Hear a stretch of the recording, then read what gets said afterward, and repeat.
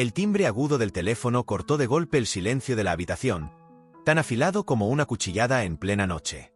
Manuel Mijares abrió los ojos sobresaltado, el corazón martillándole en el pecho como si intentara escapar. Con movimientos torpes, tanteó a ciegas sobre la mesita de noche hasta dar con el celular, que vibraba sin descanso. La pantalla iluminó su rostro adormilado, y entrecerró los ojos para enfocar el nombre que aparecía: Lucero. Un escalofrío le recorrió la espalda. Ella jamás llamaba a esas horas, salvo que hubiera un motivo urgente. Deslizó el dedo por la pantalla, su pulso acelerado por una mezcla de inquietud y curiosidad. «Lu, ¿qué sucede?», preguntó con voz ronca.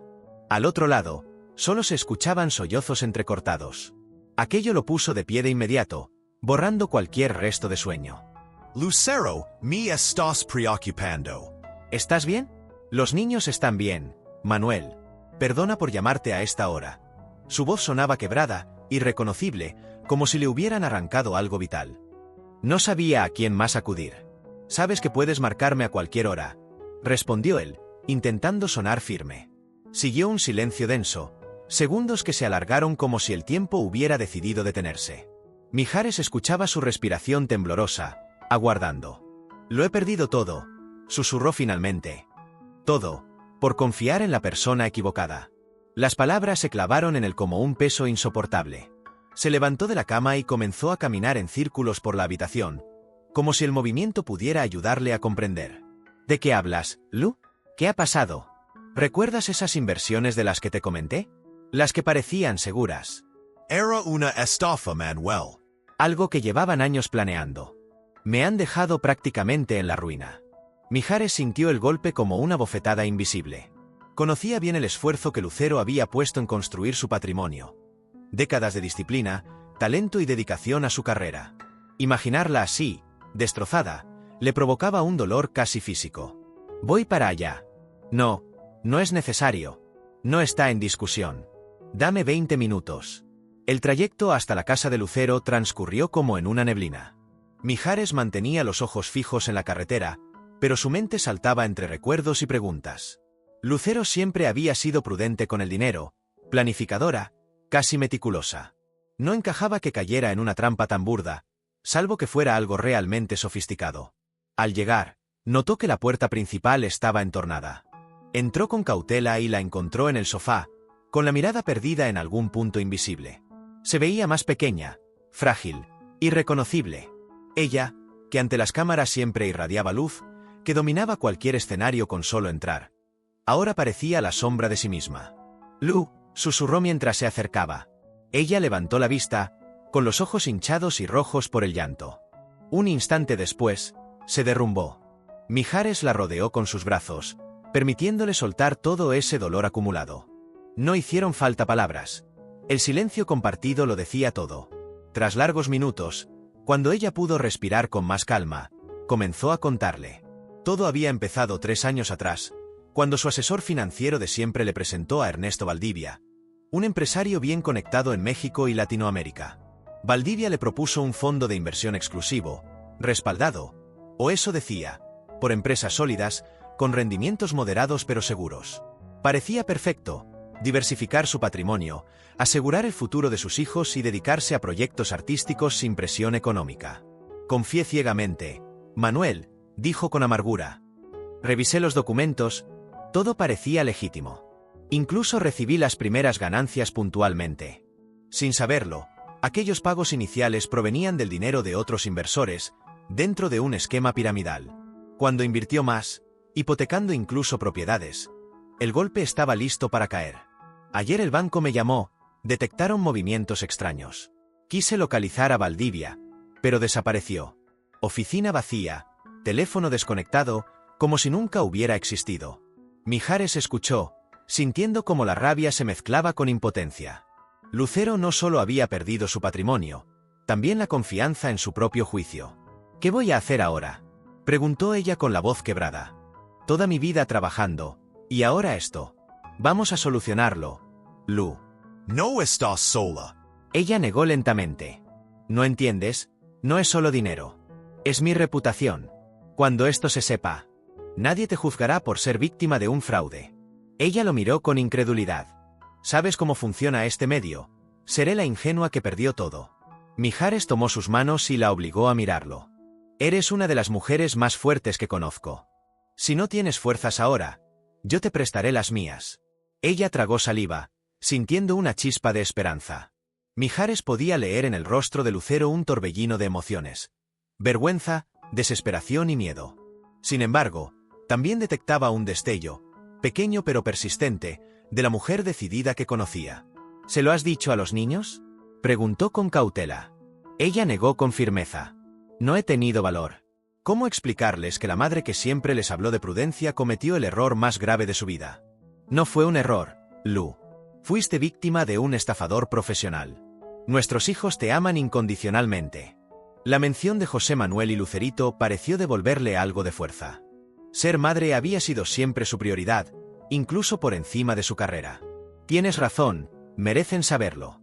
Y lo haremos juntos, como siempre. La luz del amanecer comenzaba a filtrarse por las ventanas cuando el timbre de la puerta resonó en la casa. Ambos se miraron sorprendidos. Mijares fue a abrir y encontró a un hombre mayor, de porte elegante y ojos intensos. Buenos días. Busco a la señora Lucero Ogaza. Soy Javier Olmedo, investigador privado. Creo que tengo información que le interesará sobre Ernesto Valdivia. El nombre de Valdivia hizo que Lucero se incorporara como un resorte. ¿Qué sabe de él?, preguntó con urgencia. Sé que no es la primera vez que realiza este tipo de fraudes, respondió Olmedo con calma. Y que ha cometido un error que podría costarle caro. Si me permite, le explicaré los detalles. Lucero y Mijares intercambiaron una mirada. Tal vez aquello fuera una oportunidad. Adelante, dijo ella, haciéndose a un lado. Olmedo entró con paso seguro, portando un maletín. Lo abrió sobre la mesa del comedor y sacó una carpeta negra. Antes de que la abra, debo advertirle que lo que verá cambiará su percepción sobre lo ocurrido, y sobre algunas personas cercanas a usted. Lucero sintió un vuelco en el estómago. Con manos temblorosas abrió la carpeta. Dentro había fotos, documentos y transcripciones de conversaciones. Todo indicaba que Valdivia no había actuado solo. Contaba con un cómplice de su círculo más íntimo. ¿Por qué me muestra esto?, preguntó, sintiendo que las piernas le fallaban. Hace 5 años, mi hermana perdió todo a manos de Valdivia y sus socios. 3 meses después, se quitó la vida. Desde entonces, me dedico a seguirle la pista, reunir pruebas y buscar justicia. Un silencio pesado llenó la sala. Lucero intentaba procesar la traición. ¿Y qué propone que hagamos? Intervino Mijares. Dependerá de cuánto esté dispuesta la señora Ogaza a arriesgar, respondió Olmedo. Si decide actuar, podríamos no solo recuperar lo suyo, sino desmantelar una de las redes de fraude más sofisticadas de Latinoamérica. Lucero lo miró fijamente. No necesitaba más tiempo para decidir. Cuénteme su plan. Estoy dispuesta a todo. Olmedo asintió. Primero, deberá actuar como si no supiera nada. Mantener una fachada de normalidad mientras reunimos pruebas y localizamos el dinero. Extendió sobre la mesa una foto donde aparecía Valdivia junto a un hombre de traje. Ramón Suárez, su asesor financiero de los últimos 15 años. Lucero sintió un golpe seco en el pecho. Ramón había estado en los momentos más importantes de su vida, incluso en celebraciones familiares. Es imposible, susurró. La codicia puede con cualquiera, replicó Olmedo. Según mis datos, Suárez recibe el 30% de lo que Valdivia estafa a sus víctimas. ¿Quiere que siga tratándolo como si nada?, preguntó Mijares incrédulo. Exacto, confirmó el investigador. Necesitamos que piense que ha ganado. Lucero dudó. No era un papel fácil. No soy tan buena actriz. Sí lo eres, la interrumpió Mijares. Y no estarás sola. Ella respiró hondo, aceptando. ¿Cuál es el primer paso? Llamarlo. Ahora. Y citarlo para discutir la situación. Con manos temblorosas, Lucero marcó el número que conocía de memoria. Ramón, necesito verte. Ha pasado algo terrible. Él accedió de inmediato a visitarla esa misma tarde. Al colgar, Lucero sintió que había iniciado un camino incierto, pero tal vez el único que podría llevarla a la verdad. Las horas previas a la llegada de Ramón transcurrieron con una tensión casi insoportable.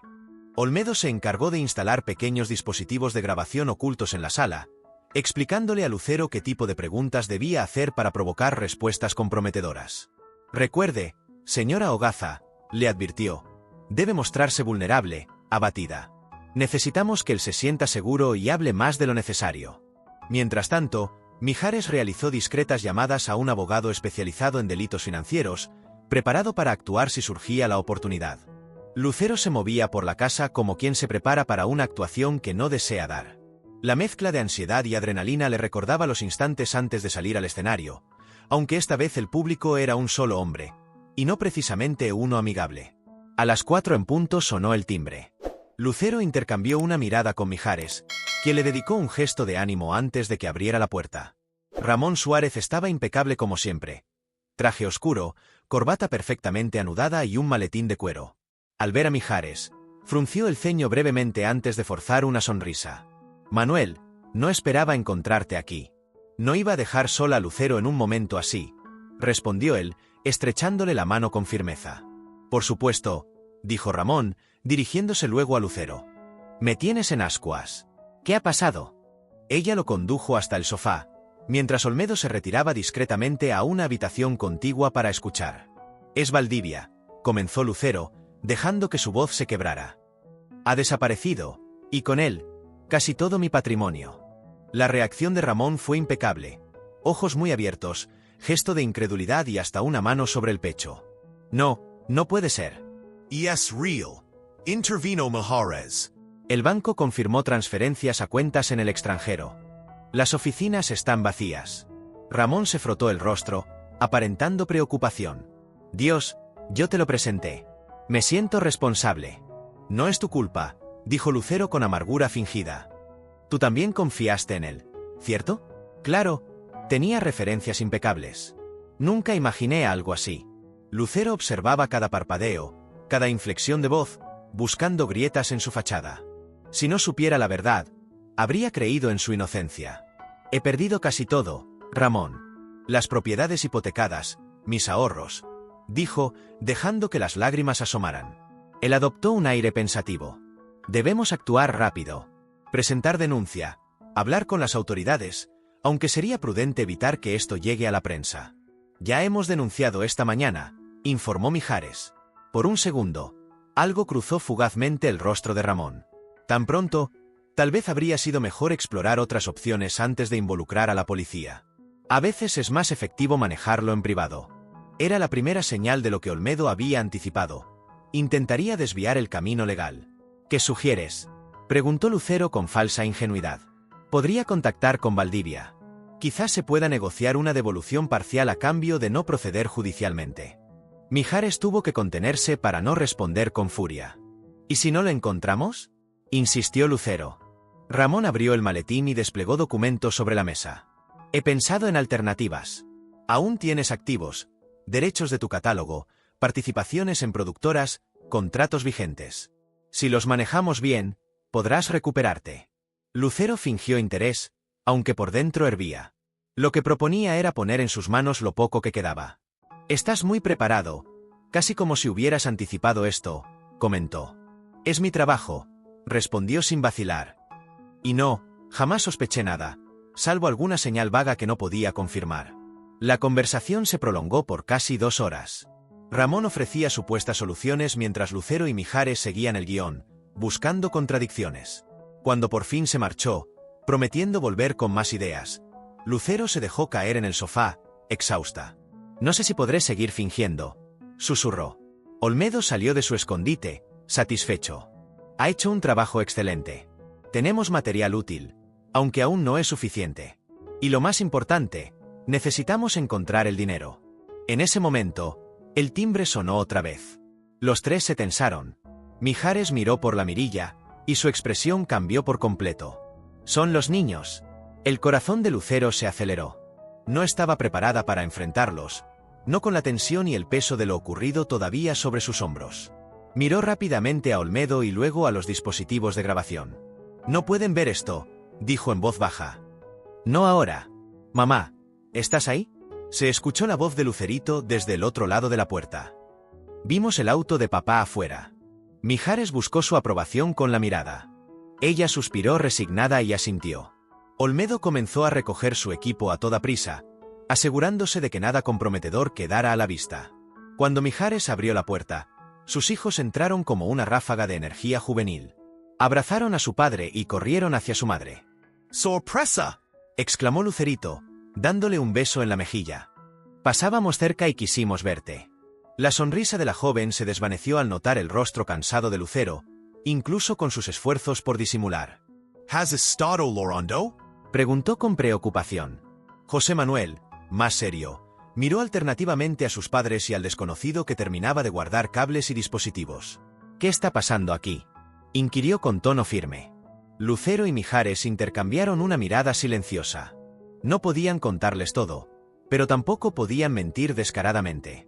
Siéntense, por favor, dijo ella, señalando el sofá.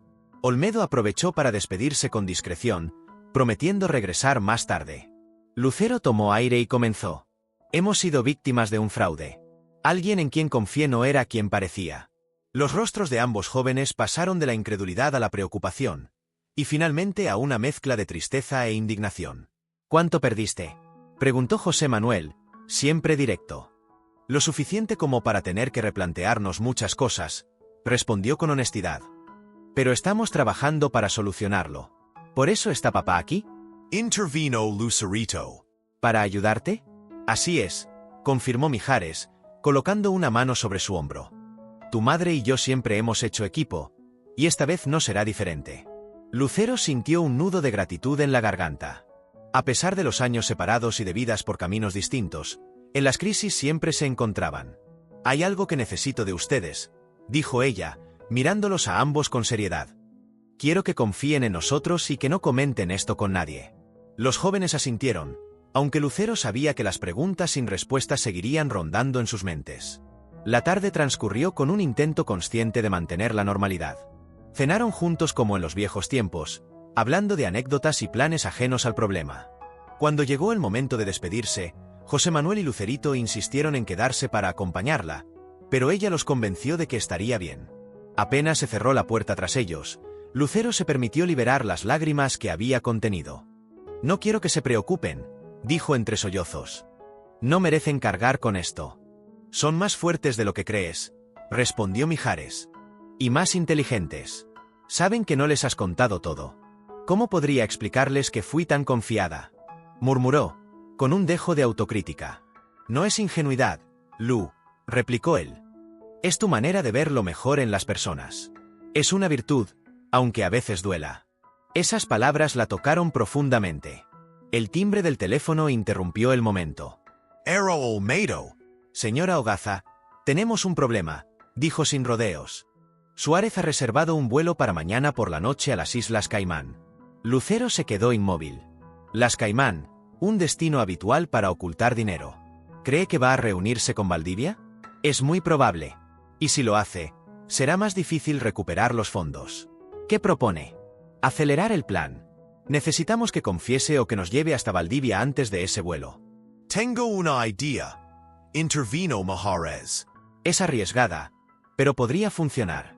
Lucero lo miró expectante. La gala benéfica de la Fundación Azteca es mañana. Ramón siempre te acompaña. Podemos usarla para atraparlo. Ella comprendió de inmediato. Sería peligroso, pero tal vez su única oportunidad.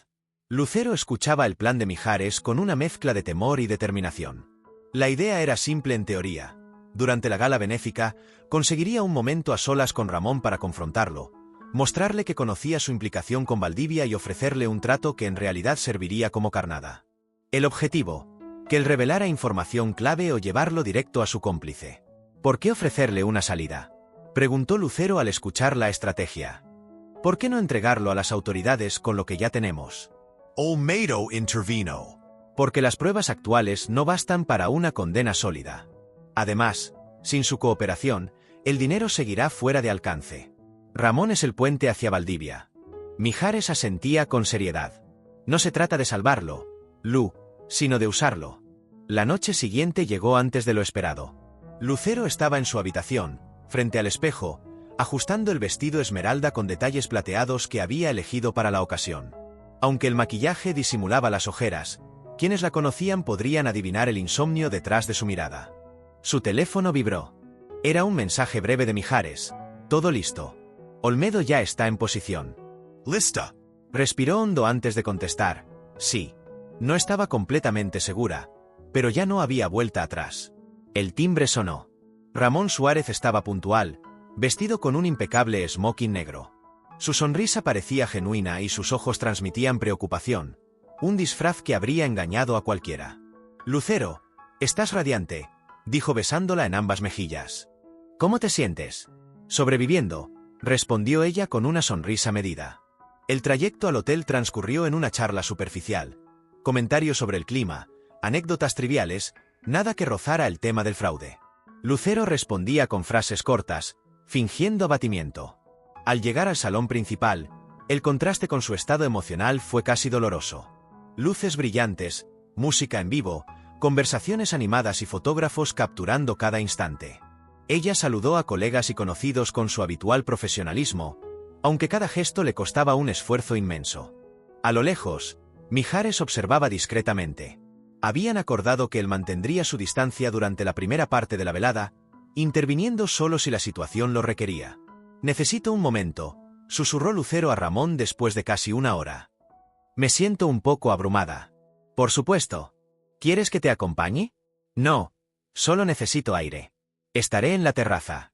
Se alejó entre la multitud, sabiendo que Ramón seguiría con la mirada y que la curiosidad acabaría empujándolo a ir tras ella. La terraza ofrecía una vista panorámica de la ciudad iluminada. Lucero se apoyó en la barandilla, aparentando contemplar el horizonte. Revisó disimuladamente el pequeño dispositivo de grabación escondido en su bolso. No pasó mucho tiempo antes de escuchar pasos detrás de ella. ¿Mejor?, preguntó Ramón, colocándose a su lado. La vista ayuda, respondió sin mirarlo. Hace que todo lo demás parezca pequeño, incluso los secretos. Él frunció levemente el ceño. Todos guardamos secretos, dijo con cautela. Tú más que nadie, Ramón. Suárez se tensó. No sé a qué te refieres. Lucero se volvió hacia él, abandonando la fachada frágil. Lo sé todo. Tú y Valdivia planearon esto juntos. Tengo pruebas, fotos, grabaciones, documentos. El cambio en su expresión fue inmediato. De la sorpresa pasó a una calculada frialdad. ¿Y para qué me lo dices? Para ofrecerte un trato. Mi silencio, a cambio de que me digas dónde está Valdivia y el dinero. Ramón soltó una breve risa sin humor. ¿Y se supone que debo confiar en ti? Si no aceptas, mañana mismo entrego todo a las autoridades. Tu carrera y tu libertad terminarán. Hubo un destello de preocupación en sus ojos. Impresionante. Has hecho tus deberes. Muy bien, pero no aquí. Ven a mi suite. Tengo lo que buscas. Lucero fingió dudar y luego aceptó, enviando un mensaje rápido a Mijares. Habitación de Ramón. Ahora, trae a Olmedo. 20 minutos después, Lucero, Mijares y Olmedo se encontraban frente a la puerta de la suite de Ramón en el último piso del hotel. Habían dejado la gala sin llamar la atención, cruzando pasillos y ascensores con la naturalidad de invitados que simplemente iban a una reunión privada. No me gusta esto, murmuró Mijares, con la voz baja y tensa. Podría ser una trampa. ¿Qué podría hacer contra 3 personas? Replicó Lucero, aunque su tono no sonaba tan seguro como pretendía. Nunca subestimes a un hombre acorralado, advirtió Olmedo, palmeando disimuladamente el arma corta que llevaba bajo la chaqueta. Lucero respiró hondo y llamó. Pasaron unos segundos sin respuesta. Estaba por tocar de nuevo cuando la puerta se abrió lentamente. La suite era un despliegue de lujo. Ventanales que ofrecían vistas espectaculares de la ciudad, alfombras gruesas, muebles de diseño y un aroma sutil a madera y licor caro. Pero lo que más llamó la atención no fue la decoración, sino la figura sentada cómodamente en uno de los sillones, sosteniendo una copa de champán. Señora Hogaza, por fin nos conocemos en persona, dijo el hombre, alto, delgado, con cabello canoso y una mirada penetrante que parecía leer pensamientos. Lucero no necesitó presentación. Ernesto Valdivia, susurró, sintiendo un vuelco en el estómago. El mismo, respondió él con una sonrisa medida. Por favor, pasen. Tenemos mucho que discutir. Mijares se adelantó un paso, colocándose instintivamente entre Lucero y Valdivia. ¿Dónde está Suárez?, preguntó con dureza. Atendiendo un asunto urgente. Se reunirá con nosotros más tarde. Olmedo, alerta, escaneaba la habitación, evaluando posibles salidas y amenazas. ¿Cómo supiste que vendríamos?, preguntó Lucero, tratando de recuperar el control. Oh, querida. Nunca me fui del todo. He seguido tus pasos de cerca. Sabía que en algún momento intentarías algo. Lo que no imaginaba era que fueras tan directa con Ramón. Me impresionó. Lucero sintió un escalofrío al comprender que, todo este tiempo, el hombre que habían estado cazando había estado observándolos. ¿Qué quieres? Intervino, Maharez. Valdivia se recostó en el sillón, con la calma de un depredador seguro de su ventaja. La pregunta es, ¿qué quieren ustedes? Han llegado muy lejos para encontrarme. Aquí estoy. ¿Y ahora? Queremos el dinero que me robaste, replicó Lucero, firme. Él rió suavemente. Robar es una palabra fea. Yo recibí lo que me entregaste voluntariamente, firmando contratos. Bajo información falsa, corrigió Olmedo. Eso es fraude, un delito grave. Valdivia lo miró con una sonrisa casi complacida. El famoso investigador Olmedo, he oído hablar de ti. Desde que tu hermana murió, no has dejado de seguirme la pista.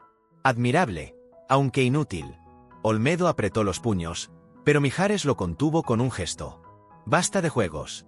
¿Por qué nos has hecho venir? Dijo el cantante. Para ofrecer un trato real, no la fantasía que pensaban negociar con Ramón. ¿Qué clase de trato? Preguntó Lucero con cautela. La mitad del dinero regresa a usted. La otra mitad queda conmigo como compensación. Lucero lo miró indignada. ¿La mitad de lo que me robaste? Considerando que, legalmente, no recuperaría nada, es generoso. Y hay otro detalle. Abrió un maletín y sacó una tablet. Tras unos toques en la pantalla, se la tendió. Lucero sintió que el aire le faltaba. Fotografías recientes de José Manuel y Lucerito, tomadas en distintos lugares ese mismo día. Si intentan algo, su voz perdió toda cordialidad, sus hijos pagarán el precio.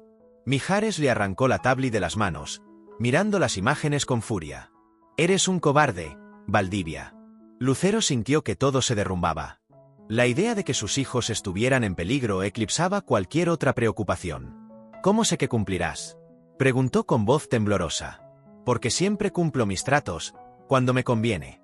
El silencio se volvió insoportable. Mijares buscó en la mirada de Lucero una respuesta. Olmedo fue el que habló. ¿Dónde está Ramón ahora? Valdivia sonrió. Digamos que está reflexionando. Intentó traicionarme. Antes de que pudieran procesar la revelación, un golpe fuerte resonó en la puerta. ¿Esperas a alguien? Preguntó Mijares. La puerta se abrió bruscamente y varios hombres armados irrumpieron. Policía Federal, todos al suelo. El caos estalló en segundos. Los agentes, con chalecos antibalas y armas desenfundadas, se desplegaron por la suite con movimientos precisos. Valdivia intentó llevar la mano a su chaqueta, pero dos oficiales lo redujeron contra el suelo antes de que pudiera reaccionar. Mijares, por instinto, se colocó frente a Lucero para protegerla. Olmedo levantó las manos, identificándose como investigador privado y colaborador de la fiscalía. Entre el revuelo, Lucero vio como dos agentes escoltaban hacia la habitación a un hombre esposado, con el labio partido y el rostro exhausto. Ramón Suárez. ¿Ramón? Susurró, incrédula. Un hombre de traje, con porte de autoridad, se acercó mostrando una placa. Comisionado Álvarez, Policía Federal, dijo con voz firme. Lamento la entrada abrupta, pero era necesario el factor sorpresa. Lucero apenas podía ordenar sus ideas. No entiendo. ¿Cómo? El señor Suárez se presentó ayer en nuestras oficinas, explicó el comisionado. Confesó su participación en el fraude y nos dio información crucial sobre Valdivia y su red. Desde entonces, lo hemos usado como colaborador para planificar esta detención. Lucero miró hacia donde Ramón estaba sentado, custodiado. Su expresión era una mezcla de cansancio y ¿culpa? ¿Por qué lo hizo? Preguntó, más para sí misma que al comisionado. Tendrá que preguntárselo a él, respondió Álvarez. Pero mencionó algo sobre recordar quién era antes de dejarse corromper. Las palabras calaron en Lucero. Recordó su confrontación con Ramón en la terraza, las verdades que le había arrojado sin filtros. Tal vez, de algún modo, había tocado una fibra que él creía muerta. ¿Y mis hijos? Intervino Mijares con urgencia. Valdivia tiene fotos, los estaba vigilando. Ya lo sabemos. En cuanto recibimos esa información, enviamos equipos para protegerlos. Ahora mismo están bajo vigilancia discreta, sin que lo sepan, para evitar alarmarlos. Lucero sintió un alivio tan intenso que las piernas casi le fallan. Mijares le sostuvo el brazo. Mientras los agentes aseguraban la escena, confiscaban documentos y dispositivos electrónicos, y leían sus derechos a Valdivia. Olmedo se acercó a Lucero. «Está hecho», dijo con un dejo de incredulidad. Después de tantos años siguiéndolo, por fin, Lucero asintió, aún procesando lo rápido que había cambiado todo. Cuando la situación estuvo bajo control, pidió hablar con Ramón. Un oficial permitió que se acercara, manteniendo la vigilancia. «¿Por qué?», preguntó simplemente. Él levantó la vista. En su mirada había una vergüenza sincera, algo que ella nunca le había visto. «Porque me recordaste quién era antes de que el dinero lo arruinara todo», dijo con voz ronca. «Y porque entendí que, si seguía por este camino, terminaría como Valdivia. Solo, temido y sin nada que realmente importe». «¿El dinero?», preguntó ella, manteniendo el control de sus emociones. «Gran parte está en cuentas en Singapur. Ya entregué toda la información a las autoridades. No recuperarás todo, pero sí la mayoría». Lucero asintió. No sabía si podría perdonarlo algún día, pero al menos había decidido hacer lo correcto al final. Horas después, cuando por fin salieron del hotel, el cielo comenzaba a teñirse con los tonos rosados del amanecer. Los tres, Lucero, Mijares y Olmedo, caminaban en silencio hacia el estacionamiento. «¿Qué harás ahora?», preguntó Mijares, rompiendo la quietud. «Primero, abrazar a mis hijos», respondió ella con una sonrisa cansada.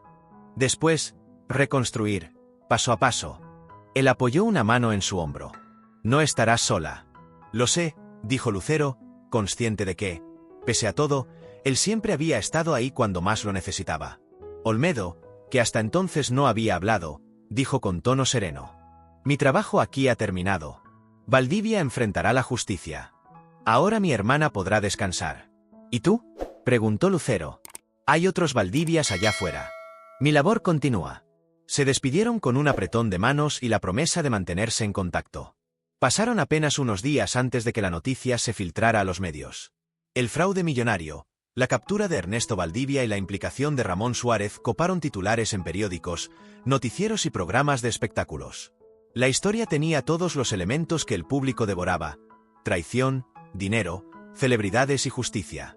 Por semanas, Lucero se convirtió en el centro involuntario de la conversación nacional. Algunos la llamaban la estrella traicionada, otros analizaban cada detalle de su carrera para buscar signos de lo ocurrido, como si las señales hubieran estado siempre a la vista. Sin embargo, contra lo que muchos esperaban, Lucero decidió no esconderse. Aceptó dar una sola entrevista, grabada en un estudio sobrio, sin música de fondo ni adornos dramáticos. Habló con serenidad de cómo había sido engañada, de las lecciones aprendidas y del daño que el fraude causaba más allá del aspecto económico. «Si esto le pasó a alguien como yo, con recursos y asesores, le puede pasar a cualquiera», dijo mirando a la cámara. «La vergüenza no es de las víctimas, sino de quienes abusan de la confianza ajena». Sus palabras resonaron profundamente en una sociedad donde miles habían sufrido estafas similares, muchas veces en silencio por miedo al juicio público. Lucero, sin proponérselo, se convirtió en un símbolo de resistencia y dignidad. El proceso judicial avanzaba con rapidez inusual, gracias a la colaboración de Ramón y a la cantidad de pruebas recuperadas durante el operativo. Valdivia enfrentaba múltiples cargos de fraude, lavado de dinero y amenazas, con una posible condena que superaba las 3 décadas de prisión. Ramón, por su parte, había negociado un acuerdo de reducción de pena a cambio de testificar contra Valdivia y entregar información detallada sobre la red. La audiencia final para formalizar su sentencia estaba fijada para pocas semanas después. Aquella mañana, Lucero estaba en su terraza, contemplando el jardín. El cielo, despejado y luminoso, contrastaba con las noches oscuras que había vivido. El sonido de un motor la devolvió al presente. Reconoció el vehículo de Mijares acercándose por el camino de entrada. «Buenos días», la saludó él al subir los escalones. «¿Lista para hoy?», Lucero asintió, aunque en el fondo sentía que nunca estaría completamente preparada para volver a ver el rostro de Ramón. Por mucho que hubiera colaborado al final, la traición inicial seguía siendo una herida abierta. «Los chicos llamaron anoche», comentó Mijares mientras caminaban hacia el coche. «Están preocupados por ti». «Les dije que estaría bien», respondió ella. «Esto es solo un capítulo que hay que cerrar». El trayecto hacia el tribunal fue mayormente silencioso. Durante aquellos meses, la complicidad entre ambos se había reforzado de manera natural. Él había estado en cada reunión con abogados, en cada noche de insomnio, siempre dispuesto a responder cuando ella lo necesitaba. A la entrada del edificio los esperaba Olmedo, quien seguía asesorando a la fiscalía. Su semblante estaba más relajado, como si la captura de Valdivia le hubiera permitido finalmente iniciar su duelo personal. «Todo listo», informó. «La audiencia comenzará en 15 minutos. Ramón ya está adentro». La sala del tribunal estaba más concurrida de lo que Lucero esperaba. A pesar de los esfuerzos por mantener la privacidad, la expectación pública era innegable. Lucero avanzó con la cabeza erguida, consciente de las miradas que la seguían. Ya no sentía vergüenza, como había dicho en su entrevista, esa carga pertenecía a otros. Cuando Ramón fue escoltado hacia su asiento, sus miradas se cruzaron. Él parecía mayor, con los hombros caídos y un gesto de derrota. La elegancia que lo había caracterizado había desaparecido, sustituida por un aspecto gastado. La audiencia fue breve. El juez confirmó el acuerdo: 5 años de prisión y la obligación de restituir todo su patrimonio personal a las víctimas. Para Valdivia, en cambio, se iniciaría un proceso más largo y complejo. Al finalizar, Ramón se giró hacia Lucero y, sin emitir sonido, articuló 2 palabras: «Lo siento». Lucero lo sostuvo con la mirada, sin responder. No sabía si podría perdonarlo, pero entendía que, al final, su cooperación había sido clave para derribar al verdadero depredador. Al salir del tribunal, Lucero y Mijares tuvieron que atravesar un pasillo de periodistas que lanzaban preguntas desde todos los ángulos. Flashes de cámaras y micrófonos extendidos creaban una barrera caótica, pero ambos lograron llegar al vehículo sin detenerse. «¿Estás bien?», preguntó Mijares una vez que estuvieron a salvo en el interior del coche. «Sí», respondió ella con sinceridad. «Mejor de lo que pensaba. Siento que por fin puedo pasar página». No era solo el cierre legal lo que le daba esa sensación de alivio. Era más profundo. Una certeza de que había sobrevivido a una de las pruebas más duras de su vida sin perder su esencia. «¿Quieres que te lleve a casa?», ofreció él. «En realidad, me gustaría ir a otro lugar primero». 30 minutos después, el auto se detuvo frente a un edificio moderno con un letrero sencillo: «Centro de apoyo a víctimas de fraude financiero». Lucero lo observó con una mezcla de orgullo y asombro. Había utilizado parte del dinero recuperado para fundar aquel lugar, cuyo objetivo era brindar asesoría legal gratuita y apoyo psicológico a quienes hubieran sufrido engaños similares al suyo. «Cuando todo esto empezó, pensé que era el final», confesó mientras miraban la fachada. «Ahora me doy cuenta de que solo era el principio de algo nuevo». Mijares sonrió, reconociendo en sus palabras la fortaleza que siempre había admirado en ella. «Siempre ha sabido transformar el dolor en algo bueno». «No lo habría logrado sin ti», respondió Lucero. «Esa noche, cuando te llamé, ni siquiera sabía qué decir». Pero contestaste. «Siempre contestaré, Lu. No importa la hora». Entraron al centro y fueron recibidos calurosamente por el pequeño equipo de abogados y psicólogos. Lucero se movía por las instalaciones con seguridad, presentando a Mijares y compartiendo los avances. Nuevos programas, casos resueltos, alianzas con despachos y organizaciones civiles. Mientras la veía interactuar, Mijares no podía evitar admirar su resiliencia. Donde muchos habrían optado por esconderse, ella había encontrado un propósito más grande que su propia recuperación. Ya en la pequeña cafetería del centro, Lucero le mostró a Mijares un mensaje recién recibido en su teléfono. «Mira esto». Era de una mujer mayor que contaba cómo, inspirada por su historia, había denunciado una estafa y recuperado los ahorros de toda su vida. «Por mensajes como este, todo vale la pena», dijo Lucero, con los ojos brillantes. «Cada lágrima, cada noche sin dormir, si esto ayuda a otros, ha valido». «Estás haciendo algo extraordinario aquí», comentó Mijares. «Estamos», corrigió ella. «Esto también es tu legado. Sin ti, jamás habría tenido el valor de enfrentar a Ramón aquella noche». La tarde caía cuando emprendieron el regreso a casa de Lucero. Una lluvia ligera comenzó a bañar la ciudad, dejando en el aire esa sensación de limpieza que traen las tormentas breves. «¿Recuerdas lo que me dijiste después de la detención de Valdivia?», preguntó ella mientras observaba las gotas resbalar por la ventanilla. «Que las llamadas a medianoche pueden cambiar una vida», respondió él. «Exacto, pero ahora sé que no es la llamada en sí. Es quien está al otro lado de la línea». Mijares estacionó frente a su casa y apagó el motor. Permanecieron unos segundos en silencio, escuchando el golpeteo de la lluvia sobre el techo. «Para eso están los amigos», dijo él finalmente. «Los de verdad». Se despidieron sin grandes discursos. No hacía falta. Sabían que, pasara lo que pasara, Siempre estarían ahí uno para el otro, como padres de sus hijos y como aliados en cualquier tormenta. Esa noche, mientras Lucero se preparaba para dormir, recibió un mensaje de José Manuel.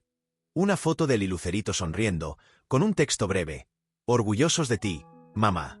Las lágrimas que brotaron no eran de tristeza, sino de gratitud, por sus hijos, por Mijares, por las lecciones y por haber descubierto una fortaleza que no sabía que tenía. En las semanas siguientes, la vida de Lucero comenzó a recuperar un ritmo más estable. No era una calma absoluta, pero sí un respiro que no había sentido desde antes de la llamada que lo cambió todo. Sus días se dividían entre su trabajo en el centro de apoyo, reuniones con abogados y momentos con sus hijos, que se habían convertido en su mayor ancla emocional. Los medios, aunque seguían atentos al caso, empezaban a mostrar un tono distinto. Si al principio predominaban los titulares sensacionalistas sobre la estrella engañada, ahora surgían reportajes que destacaban su labor social y su valentía al enfrentar públicamente el fraude. Su única entrevista había marcado la diferencia. Había logrado cambiar la narrativa, de víctima pasiva a mujer que convertía su experiencia en un motor de ayuda para otros. A pesar de ello, el juicio contra Ernesto Valdivia seguía siendo un recordatorio constante de lo ocurrido. La Fiscalía, con Olmedo como asesor, trabajaba intensamente para vincularlo no solo con el fraude a Lucero, sino con una red internacional de estafas. Cada semana surgían nuevos testigos, empresarios y artistas que habían caído en su trampa. Una tarde, Lucero recibió una llamada de la fiscal a cargo. «Queremos que declare en la próxima audiencia», le dijo.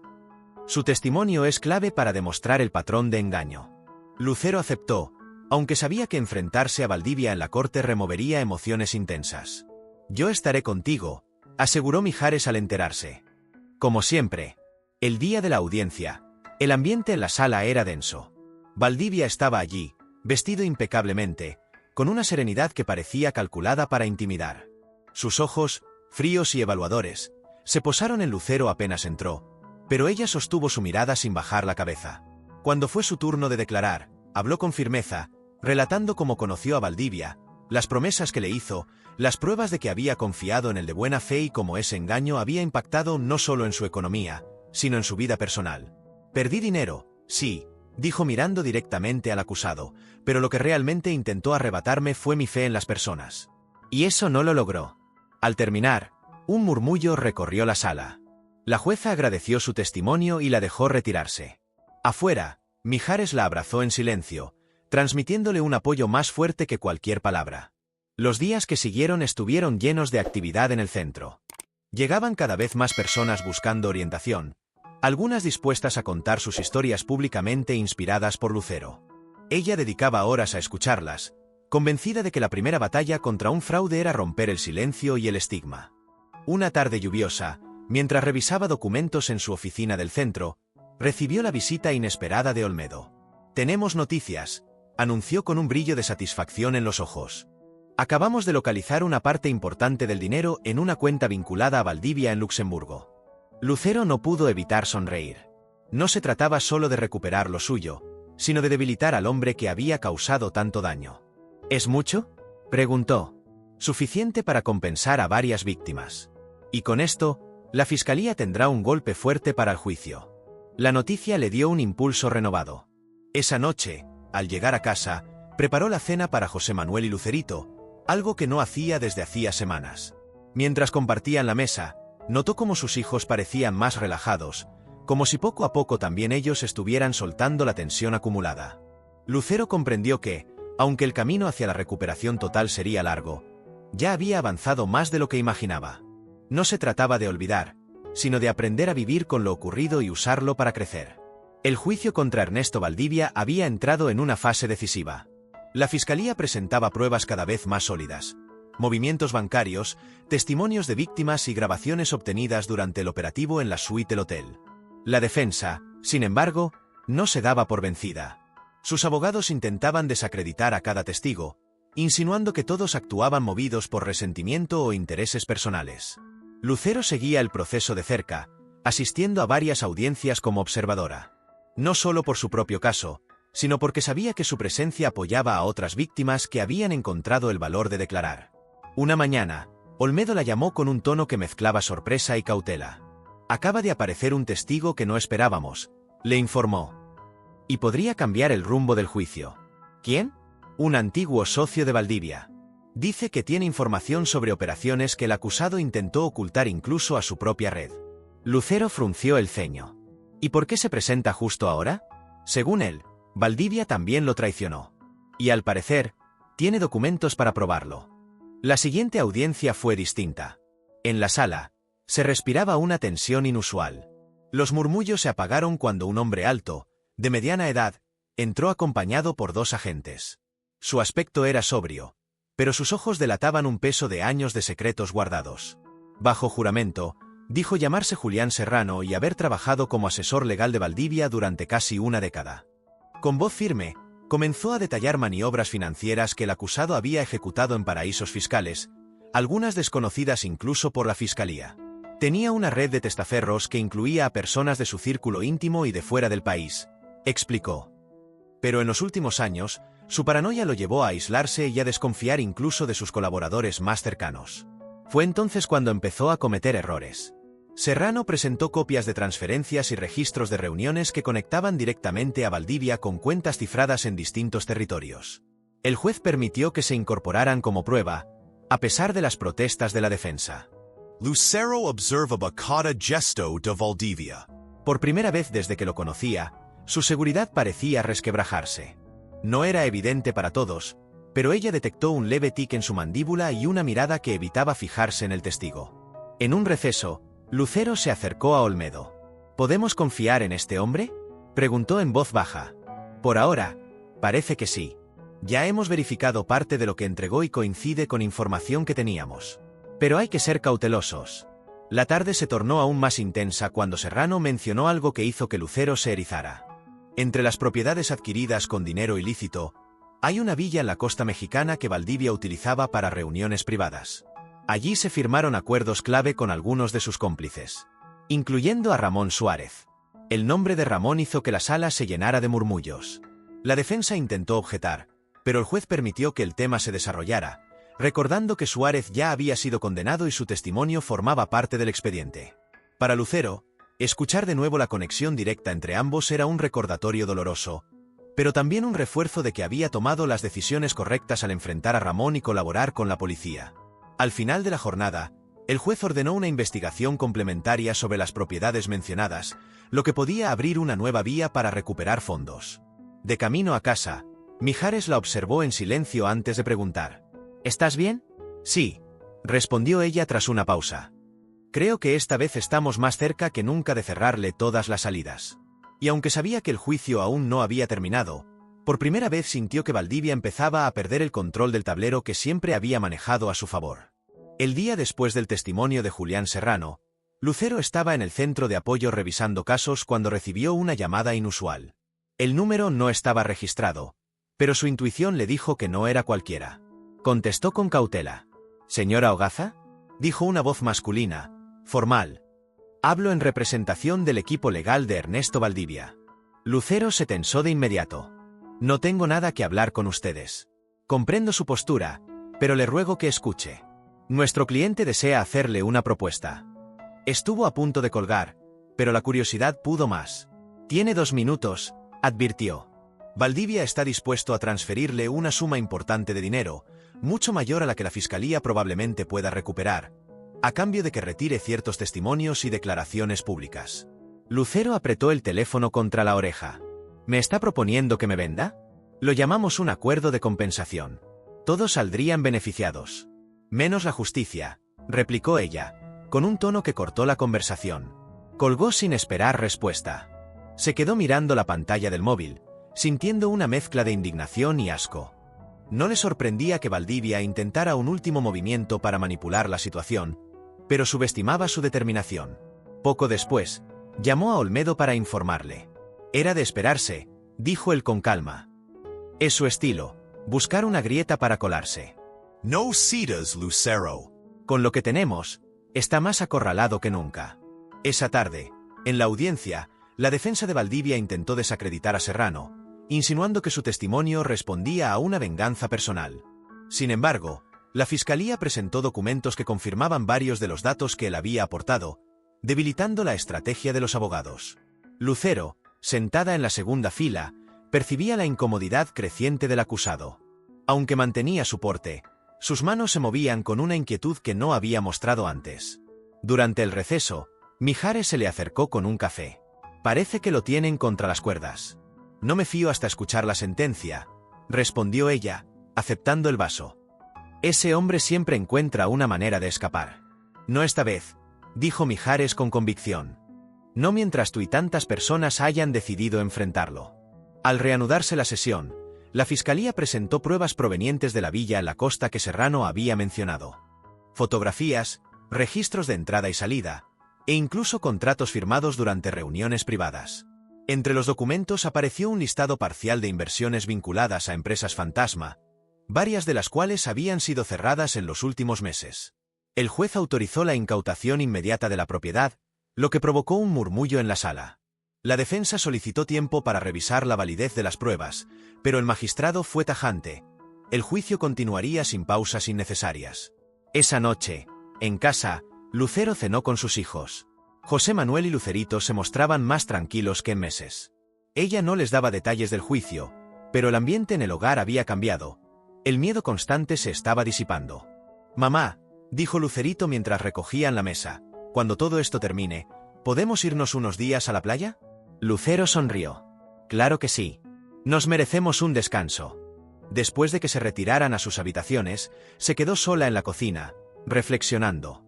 Valdivia había intentado comprar su silencio y había fallado. Eso le daba una victoria moral que no estaba dispuesta a ceder. Sabía que aún quedaban jornadas intensas en la corte, pero también que el tiempo jugaba en su favor. La red de mentiras que él había tejido durante años se deshacía hilo por hilo, y ahora estaba demasiado expuesta para repararse. Al mirarse en el reflejo de la ventana, vio a una mujer distinta a la que había recibido aquella llamada desesperada meses atrás. Más fuerte, más consciente, y mucho menos dispuesta a tolerar injusticias. La mañana de la penúltima audiencia, la sala del tribunal estaba más concurrida que nunca.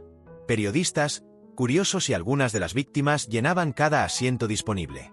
Lucero llegó acompañada de Mijares y Olmedo, sintiendo el peso de la expectación en cada mirada.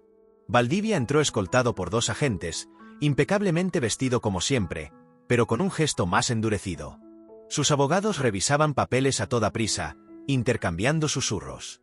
El juez inició la sesión recordando que se trataría de uno de los últimos días de presentación de pruebas. La fiscalía anunció que incorporaría evidencia bancaria recientemente obtenida gracias a la colaboración internacional con autoridades de Luxemburgo. Eran extractos que demostraban transferencias millonarias hacia cuentas controladas por Valdivia, muchas de ellas realizadas después de haber recibido dinero de las víctimas. La defensa intentó objetar por supuesta obtención ilícita de la información, pero el juez, tras verificar los documentos, admitió la prueba. El golpe era contundente. Demostraba que el acusado no solo había cometido el fraude, sino que había intentado ocultar las ganancias en el extranjero mientras negociaba con los afectados. Lucero observó cómo el rostro de Valdivia se tensaba. Aunque mantenía la compostura, sus manos se entrelazaban con fuerza sobre la mesa. En ese momento, Olmedo se inclinó hacia ella. «Está perdiendo el control. Lo sé por la forma en que evita mirar a la fiscal». La jornada transcurría con un ritmo implacable hasta que, hacia el final, Valdivia pidió la palabra, algo inusual en esa etapa del juicio. El juez, tras una breve deliberación, se la concedió. «Su señoría», comenzó Valdivia con voz firme, «lo que se ha dicho aquí es solo una parte de la historia». Un murmullo recorrió la sala. La fiscal se puso de pie, preparada para objetar, pero el juez le permitió continuar con la advertencia de que debía ceñirse a los hechos. «He sido demonizado», prosiguió, «pero no fui el único responsable. Muchas de las personas aquí presentes sabían de los riesgos y aún así participaron por ambición. Incluso», hizo una pausa dramática, dirigiendo la mirada directamente a Lucero, «algunos que hoy se sientan como víctimas, en el pasado compartieron conmigo negocios muy beneficiosos». El comentario provocó un revuelo inmediato. Mijares se tensó, y Olmedo apretó la mandíbula, anticipando que intentaría sembrar dudas para debilitar su credibilidad. Lucero mantuvo la mirada fija en él, negando con la cabeza. «Esto no es más que un intento desesperado», intervino la fiscal. «El acusado busca desviar la atención del abundante material probatorio que lo incrimina». El juez hizo un gesto para que Valdivia concluyera. «Solo digo que la verdad rara vez es tan simple como blanco o negro», dijo antes de sentarse, con una sonrisa calculada. El impacto en la sala era evidente. Algunos espectadores murmuraban, otros miraban a Lucero con curiosidad. Ella sabía que, aunque no hubiera nada concreto en sus palabras, la insinuación quedaría flotando. En el receso, Olmedo habló con voz baja pero firme. No puede probar nada de lo que dijo. Solo buscó provocar. No te dejes arrastrar. Lo sé, respondió Lucero. Pero no voy a quedarme callada. Al reanudarse la sesión, la fiscalía presentó como contrapeso un extracto de la entrevista televisiva que Lucero había dado semanas antes, subrayando su coherencia y transparencia en todo momento. También incorporó declaraciones juradas de peritos que confirmaban que ella desconocía las operaciones ilegales detrás de las inversiones. El efecto fue inmediato. El murmullo cesó y la atención volvió a centrarse en el acusado. Valdivia evitó mirar hacia el estrado.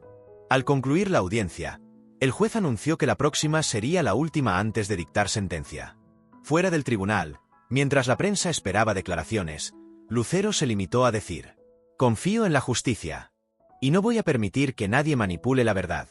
Sus palabras, firmes pero serenas, fueron recogidas por las cámaras. Esa noche, al ver la repetición en las noticias, sintió que por fin había logrado neutralizar el intento de Valdivia de manchar su nombre. El día de la última audiencia amaneció con un cielo gris, como si la ciudad misma estuviera conteniendo el aliento. Lucero despertó temprano, incapaz de dormir más, y pasó varios minutos en silencio mirando por la ventana.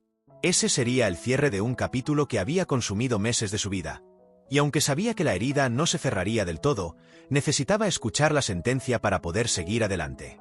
Mijares llegó a recogerla puntual, con un café caliente en la mano. «Hoy se acaba, Lu», dijo, intentando transmitir optimismo. «Hoy empieza otra etapa», corrigió ella con una leve sonrisa. En el tribunal, la atmósfera era tensa. Cada asiento estaba ocupado. Víctimas, periodistas, curiosos y personal judicial llenaban la sala. Valdivia entró escoltado por 2 guardias. Su traje, impecable como siempre, contrastaba con el cansancio visible en su rostro. Aún así, mantenía la cabeza alta, como si todavía confiara en un golpe de suerte. El juez tomó la palabra, repasando de manera meticulosa el caso. Los testimonios de las víctimas, incluidas las declaraciones de Lucero y Ramón, las pruebas documentales, transferencias bancarias y propiedades incautadas, y el testimonio inesperado de Julián Serrano, que había revelado operaciones desconocidas. Mientras hablaba, Lucero repasaba mentalmente todo lo vivido. La llamada de madrugada, el momento en que Olmedo apareció en su puerta, la confrontación en la gala, la amenaza contra sus hijos y, finalmente, la detención. El juez hizo una pausa antes de pronunciar la sentencia. Ernesto Valdivia es hallado culpable de múltiples cargos de fraude, lavado de dinero, amenazas y asociación delictuosa. Se le condena a 32 años de prisión, sin derecho a libertad condicional antes de cumplir 25, y al decomiso de bienes por un valor estimado de... El murmullo de la sala ahogó las últimas cifras. Lucero sintió que el aire volvía lentamente a sus pulmones. No era solo justicia para ella, sino para todos los que habían sido engañados. Valdivia no mostró una reacción visible. Mantuvo el mismo gesto serio, pero Lucero alcanzó a notar un destello de frustración en su mirada, apenas un segundo antes de que lo escoltaran fuera de la sala. Cuando el juez levantó la sesión, la sala estalló en aplausos discretos, especialmente entre las víctimas. Olmedo se acercó a Lucero con un apretón de manos firme. «Se acabó», dijo, con una mezcla de alivio y cansancio. «No puedo prometerte que no intentará apelar, pero con esta sentencia, sus posibilidades son mínimas». Gracias, Javier. «Sin ti, esto no habría sido posible. Sin ti tampoco. Yo llevaba años persiguiéndolo, pero necesitaba a alguien que lo enfrentara desde dentro». A la salida, la prensa rodeó a Lucero. Ella, con la serenidad que había aprendido a cultivar, se detuvo para dar una breve declaración. «Esto no es solo una victoria personal. Es un mensaje para todos. No hay fraude tan sofisticado que no pueda ser desmantelado cuando la verdad se persigue con firmeza». Las cámaras captaron cada palabra, y aunque no buscaba protagonismo, sabía que sus declaraciones podían inspirar a otros a denunciar. De regreso al coche, Mijares le tomó la mano un instante. «Lo lograste, Lu». «Lo logramos», respondió ella, con una mirada cargada de gratitud. El trayecto de vuelta fue tranquilo. Al llegar a casa, Lucero se quitó los tacones y se dejó caer en el sofá, sintiendo por primera vez en mucho tiempo que podía respirar sin el peso de la amenaza constante. Ese día, Al caer la noche, encendió una vela en la terraza, no como símbolo de duelo, sino como una promesa para sí misma. Seguir adelante, proteger a los suyos y ayudar a quienes aún luchaban por justicia. Los días posteriores a la sentencia de Valdivia estuvieron marcados por una avalancha mediática. Los noticieros dedicaban segmentos enteros a analizar el caso. Las redes sociales se llenaron de mensajes de apoyo para Lucero y otras víctimas, y varias organizaciones la contactaron para invitarla a participar en campañas de concientización contra fraudes financieros. Lucero, sin embargo, decidió mantener un perfil bajo. No buscaba convertir la sentencia en una celebración personal. Su objetivo era canalizar esa energía hacia algo más duradero. El Centro de Apoyo a Víctimas de Fraude Financiero empezó a recibir más llamadas y visitas que nunca. Personas de todo el país compartían sus historias, muchas de ellas por primera vez, animadas por lo que habían visto en las noticias. En las primeras semanas, Lucero se volcó completamente al trabajo. Estableció un programa de talleres educativos para enseñar a detectar señales de estafa, impulsó convenios con despachos jurídicos y gestionó alianzas con bancos para que implementaran protocolos de alerta temprana. Mijares la visitaba con frecuencia, a veces para colaborar en eventos benéficos, otras simplemente para compartir un café y conversar. Aunque no lo decían en voz alta, ambos sabían que el proceso los había acercado de un modo inesperado. Una tarde, mientras revisaban documentos en la oficina del centro, Olmedo apareció sin previo aviso. «Vengo a despedirme», dijo con una sonrisa ligera. ¿Te vas? Preguntó Lucero, sorprendida. «Sí. Hay otro caso que me espera en el norte del país. No es tan grande como el de Valdivia, pero es importante para las personas involucradas». Lucero lo abrazó con fuerza. «No sé cómo agradecerte todo lo que hiciste. Sobrevive. Ayuda a otros a sobrevivir. Ese es el mejor agradecimiento». Antes de irse, Olmedo dejó sobre su escritorio un sobre cerrado. «Es un informe con todo lo que encontramos que aún puede ayudar a otras víctimas. Si algún día lo necesitas, úsalo». Los días se convirtieron en semanas, y poco a poco, el eco mediático del caso comenzó a apagarse. La vida cotidiana de Lucero se llenó de rutinas nuevas. Reuniones, atención a víctimas, conferencias en universidades.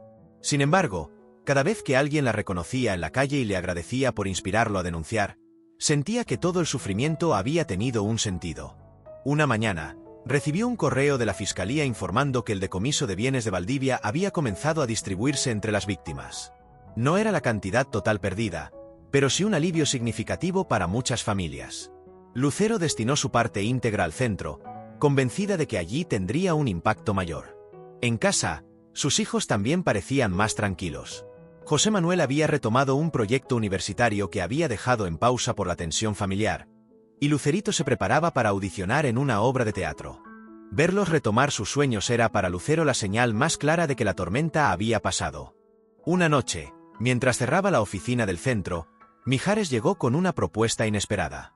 «He estado pensando», dijo con una media sonrisa. «Podríamos organizar un concierto benéfico para recaudar fondos para el centro. Yo llamo a mis contactos, tú pones tu magia». Lucero rió, recordando los años en que compartir escenario era parte natural de sus vidas. «Sería bonito», admitió. «Y creo que la causa lo merece». Sin saberlo, esa conversación marcaría el inicio de un nuevo capítulo. Uno donde, por primera vez en mucho tiempo, el foco no estaría en lo que habían perdido, sino en lo que podían construir juntos para otros. La idea del concierto benéfico cobró fuerza con rapidez. Mijares, con su red de contactos en la industria musical, comenzó a hacer llamadas esa misma noche. Para sorpresa de Lucero, la respuesta fue inmediata. Varios artistas aceptaron participar sin cobrar un centavo, motivados por la causa y por el respeto que sentían hacia ella. En pocos días, el centro de apoyo se convirtió en una pequeña oficina de producción. Voluntarios, personal y amigos se turnaban para coordinar logística, buscar patrocinadores y gestionar permisos. Lucero, aunque no participaba como cantante, estaba presente en cada reunión, asegurándose de que el mensaje central no se perdiera. El evento no era sobre ella, sino sobre las víctimas que aún buscaban justicia. La sede elegida fue un auditorio emblemático de la ciudad, con capacidad para miles de personas. Los boletos se vendieron en cuestión de horas, y pronto se anunció que habría transmisión en vivo por televisión y plataformas digitales. ¿Estás lista para que esto sea enorme?, preguntó Mijares mientras revisaban la lista de artistas confirmados. «Estoy lista para que sea útil», corrigió Lucero. Si cada persona que vea el concierto aprende una sola forma de protegerse de un fraude, habrá valido la pena. En los días previos, Lucero concedió entrevistas breves para promocionar el evento, siempre enfocando la conversación en la causa. La prensa captó el tono. No era un regreso triunfal, sino un gesto solidario. La noche del concierto, el auditorio vibraba con expectación. Las luces, el murmullo del público y el ajetreo tras bambalinas creaban una energía que recordaba a Lucero sus años de gira, aunque esta vez el escenario tenía un propósito diferente. Mijares abrió el espectáculo con una canción emblemática, recibiendo una ovación que se sintió como un abrazo colectivo. Entre cada número musical, se proyectaban testimonios breves de personas que habían recibido ayuda del centro. Sus rostros, antes marcados por la angustia, mostraban ahora alivio y esperanza. Lucero subió al escenario a mitad de la velada, no para cantar, sino para hablar. Vestida de forma sencilla, tomó el micrófono y miró a la multitud. Hace un año, comenzó, pensé que mi vida se había reducido a un error del que nunca podría recuperarme. Hoy, gracias a quienes me tendieron la mano y a quienes decidieron no callar, estoy aquí para decirles que siempre hay forma de empezar de nuevo. Este concierto es para todos ustedes, para quienes han sufrido un engaño y para quienes han decidido luchar contra él. El aplauso fue largo y emotivo.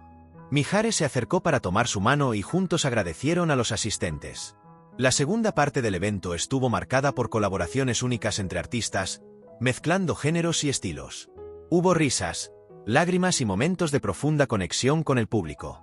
Cuando llegó el cierre, todos los participantes subieron al escenario para interpretar una canción conjunta. Lucero, animada por los presentes, cantó algunas líneas, provocando que el público se pusiera de pie. No era un regreso oficial a la música, pero sí un momento simbólico de reconciliación con esa parte de su vida. Al finalizar, mientras la multitud aplaudía y las luces se encendían, Lucero sintió algo que no había experimentado desde antes del fraude: ligereza. No era felicidad eufórica, sino una paz tranquila que le decía que, de verdad, estaba cerrando un ciclo. Esa noche, al contar la recaudación, una cifra que superaba todas las expectativas, supo que el concierto había cumplido su objetivo. El dinero financiaría programas de prevención y asistencia por todo un año, y más importante aún, había encendido una conversación nacional sobre el fraude y sus consecuencias. El eco del concierto benéfico resonó durante semanas. Vídeos de las presentaciones y de su emotivo discurso circularon en redes sociales, alcanzando a personas mucho más allá de las fronteras del país. Los medios internacionales mencionaron el evento como ejemplo de cómo una figura pública podía transformar una experiencia traumática en un movimiento social. Una mañana, mientras revisaba correos en la oficina del centro, Lucero encontró uno con remitente desconocido y asunto intrigante: invitación a conferencia global. Lo abrió con cautela. Era de la Organización Internacional de Defensa de Víctimas de Fraude, con sede en Ginebra. El mensaje la felicitaba por su labor y la invitaba a participar como ponente principal en una conferencia anual que reunía a expertos, activistas y legisladores de todo el mundo para discutir estrategias de prevención y apoyo a víctimas. Lucero leyó el correo 2 veces antes de sonreír. No solo era un reconocimiento a su trabajo, sino una oportunidad de llevar su mensaje y experiencia a un escenario global. Llamó de inmediato a Mijares. ¿Te imaginas? Dijo con un entusiasmo que hacía tiempo no mostraba. Podría compartir lo que hemos aprendido aquí y quizás inspirar a otros países a crear centros similares. Claro que me lo imagino, respondió él. Eres perfecta para eso. En las semanas siguientes, la preparación para el viaje se combinó con la rutina del centro. Coordinó con su equipo para que las actividades siguieran funcionando en su ausencia y organizó el material que presentaría: estadísticas, casos de éxito, estrategias legales y, sobre todo, historias humanas que demostraban la importancia de la empatía en estos procesos. El día de su partida, el aeropuerto estaba abarrotado, pero Lucero se movía con serenidad. No era un viaje de ocio, sino una misión. Antes de abordar, envió un mensaje a sus hijos: voy a llevar nuestra historia al mundo. El vuelo a Ginebra le permitió reflexionar. Mirando por la ventanilla, recordó el momento en que había pensado que todo estaba perdido, y cómo, paso a paso, había transformado esa derrota en una causa. La conferencia se celebraba en un edificio moderno, con banderas de múltiples países ondeando en la entrada. Al llegar, fue recibida por el comité organizador, que le mostró el auditorio donde daría su ponencia. Ver las filas de asientos vacíos, que pronto se llenarían con delegados internacionales, le produjo una mezcla de nervios y orgullo. El día de su presentación, la sala estaba repleta. Lucero comenzó relatando su historia de manera breve, sin centrarse en los detalles escabrosos, sino en el proceso de reconstrucción personal y colectiva. El fraude financiero no es solo un crimen contra la economía, dijo. Es un ataque a la confianza, y esa herida es más difícil de sanar. Por eso, las víctimas necesitan más que justicia. Necesitan acompañamiento, herramientas y una red que les recuerde que no están solas. Su intervención fue recibida con un aplauso prolongado. Después, varios asistentes se acercaron para proponer colaboraciones, incluyendo la posibilidad de abrir centros de apoyo en países donde el problema era creciente. Esa noche, en su hotel, Lucero escribió en su cuaderno: «La lucha es más grande de lo que pensé, pero también lo es la posibilidad de cambio». Al día siguiente, recibió otra propuesta: unirse como asesora honoraria en un proyecto de la organización para desarrollar materiales educativos globales. No implicaba dejar su centro en México, pero sí viajar periódicamente para compartir su experiencia. Mientras contemplaba las luces nocturnas de Ginebra desde su ventana, comprendió que lo que había empezado como una pesadilla personal se había convertido en una misión de vida con alcance internacional. El vuelo de regreso desde Ginebra aterrizó en la Ciudad de México al amanecer. A través de la ventanilla, Lucero vio cómo el sol iluminaba lentamente la ciudad, tiñendo los edificios de tonos dorados. Después de días intensos de reuniones y conferencias, sentía un cansancio agradable, el que queda cuando se ha cumplido un objetivo. En la sala de llegadas, Mijares la esperaba con un ramo de flores. «Bienvenida, embajadora de la justicia», bromeó mientras la abrazaba. «Exagerado», respondió Lucero riendo. «Solo fui a contar nuestra historia. Y a abrir puertas para que se cuenten muchas más», replicó él. De camino a casa, Lucero le narró las propuestas recibidas: colaboraciones internacionales, nuevos proyectos educativos y la posibilidad de expandir el modelo del centro a otros países. Mijares escuchaba con atención, orgulloso de verla proyectarse más allá de lo que alguna vez imaginaron. En su hogar, la recibieron José Manuel y Lucerito con un desayuno preparado especialmente para ella. Sobre la mesa había una tarjeta firmada por ambos. «Gracias por enseñarnos que incluso lo más difícil se puede transformar en algo bueno». Lucero los abrazó con fuerza. «Ustedes fueron mi razón para no rendirme», les dijo. «Todo lo que hago, lo hago pensando en que tengan un mundo un poquito más justo». Esa tarde, visitó el centro. El equipo la recibió con aplausos y carteles de bienvenida. En una reunión improvisada, compartió las experiencias de la conferencia, las nuevas alianzas y los próximos pasos para fortalecer el trabajo local. La energía en la sala era contagiosa, todos sentían que formaban parte de algo más grande. Al caer la noche, Lucero se quedó sola en la oficina. Miró por la ventana las luces de la ciudad y recordó el inicio de aquel camino. La traición, el miedo, la incertidumbre. Ahora, en ese mismo lugar donde había sentido el peso de la desesperación, sentía ligereza. No porque el pasado hubiera desaparecido, sino porque lo había integrado como parte de su historia, sin permitir que la definiera. Sonó su teléfono. Era Olmedo, llamando desde su nuevo destino. «Me enteré de tu viaje», dijo. «Sabía que no te ibas a quedar solo en el centro. Tenías que llevarlo más lejos. Gracias por creer en mí cuando yo no podía», respondió ella. «Siempre supe que ganarías esta batalla. Ahora ve a ganar muchas más». Colgaron con la promesa de mantenerse en contacto y colaborar en futuros casos. Días después, Lucero y Mijares asistieron a un pequeño acto de entrega de recursos recaudados en el concierto. Varias familias beneficiadas compartieron sus historias, y en cada una de ellas, Lucero veía reflejado su propio proceso. Del dolor a la acción, de la vulnerabilidad a la fuerza. Cuando el evento terminó, Mijares la acompañó a la terraza del centro. Desde allí, las luces de la ciudad se extendían como un océano de estrellas. «¿Y ahora qué sigue?», preguntó él. «Seguir», respondió ella con una sonrisa serena. «No se trata de cerrar una historia, sino de empezar muchas más». Mijares asintió, comprendiendo que para Lucero no había vuelta atrás. Su misión ya no era solo personal, sino colectiva. Esa noche, en casa, encendió de nuevo la vela que había prendido el día de la sentencia. La colocó junto a la tarjeta de sus hijos y al programa del concierto. Eran símbolos de todo lo que había vivido. Las pruebas, las pérdidas, las victorias y, sobre todo, la certeza de que había elegido el camino correcto. Mientras la llama danzaba suavemente, Lucero supo que no necesitaba olvidar el pasado para ser feliz. Bastaba con honrarlo, Aprender de él y seguir adelante con la mirada puesta en lo que aún podía construir.